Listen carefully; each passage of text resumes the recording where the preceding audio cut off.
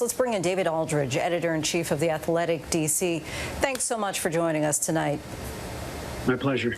Now, we saw that frustration boil over yesterday, starting with the NBA as players walked off the court and then spreading throughout the sports world as games were postponed in multiple sports. What are you hearing now from NBA players and coaches as far as how they're approaching what to do next?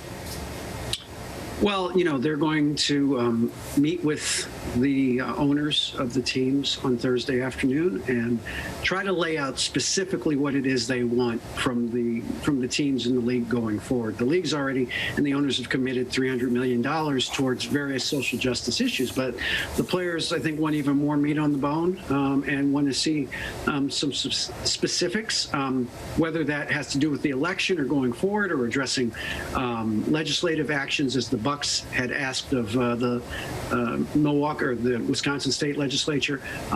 They want specifics about what owners are willing to do and what the league's willing to do going forward.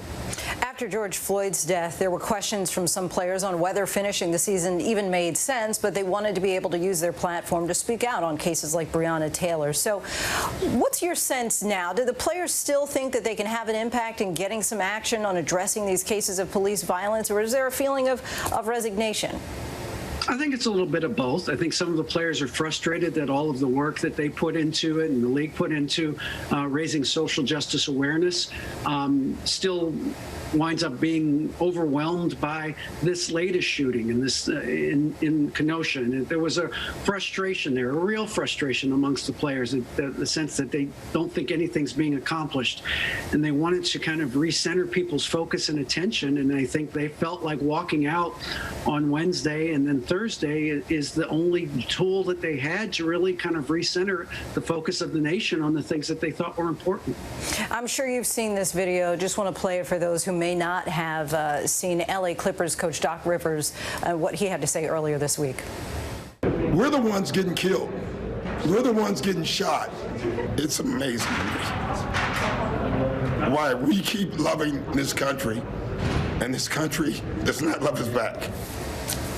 So emotional, and you similarly were emotional on your podcast about when you were talking about being tired of people pretending like it's the same for everybody as these things continue to happen to Black Americans specifically. How are you processing all of this personally and the role of sports and these young players in tackling these systemic issues, and is it too much pressure on them? Well, I mean, I think we're all handling it hour by hour, really. It's difficult. The players, range in age, obviously, throughout the gamut of the league.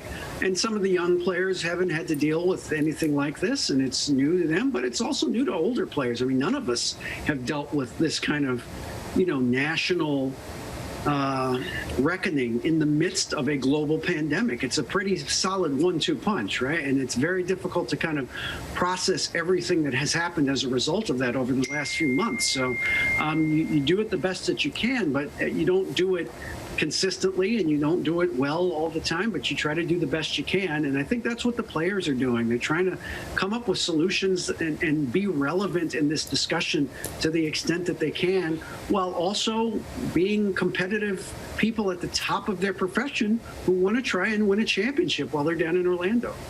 For so many Americans, sports are an escape and a place for entertainment. How difficult do you think it'll be for players in these leagues to ultimately return to that and work through this in the days ahead if they do return to the court? It'll be difficult. It won't be easy. There will be some players who still may not feel like they should be there, frankly. But I think that they will get through it I think what they have come to understand, or most of them have come to understand, is that their power is in their collective voice. It would be very different if you had 400 disparate voices around the country saying this, as opposed to one unified, solid voice of 300 players in Orlando saying the same thing over and over again. That's what they can do. That's really all they can do. And hopefully with the help, maybe additional help of the owners of the teams in the league, maybe they can do a little more. David Aldridge, we thank you so much for your time. Appreciate it. My pleasure. Thank you. Hi, everyone. George Stephanopoulos here. Thanks for checking out the ABC News YouTube channel. If you'd like to get more videos, show highlights, and watch live event coverage, click on the right over here to subscribe to our channel. And don't forget to download the ABC News app for breaking news alerts. Thanks for watching.